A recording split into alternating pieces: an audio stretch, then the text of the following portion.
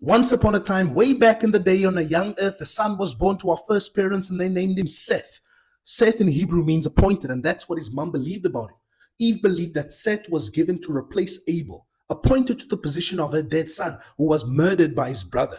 Eve says, when Seth is born, God has appointed for me another offspring instead of Abel, for Cain killed him. Genesis 4, verse 25.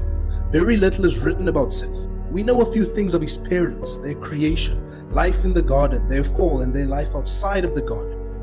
We know something of his brothers, their births, their intentions while offering, and the murder of one by the other. We read of Seth's birth, his appointment in the place of Abel, the age he was when he had a son called Enosh, and the age he was when he died, as well as his legacy being many sons and daughters. Even though not much is written about Seth, he is very important, not because he is a human being made in the image of God, but because it is through his parenting the seed of the woman comes. Jesus comes from Adam and Eve through Seth. Here's the genealogy of Seth to Jacob. Seth is the father of Enosh, the father of Canaan, the great-grandfather of Lamech, the father of Noah.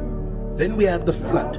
Post-flood, Noah's son, Shem, is the great-grandfather of Terah, and Terah, the father of Abraham, Abraham, the father of Isaac, Isaac, the father of Jacob. Jacob is renamed Israel.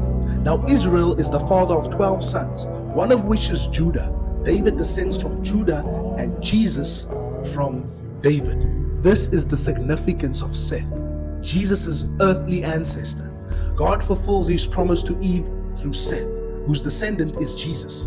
God fulfills his promise to Abraham through Jacob, who is the ancestor of Jesus. God fulfills his promise to David, saying that your house and your kingdom shall be made sure forever before me in 2 Samuel 7 verse 16. And by Jesus, the eternal King, David's house stands.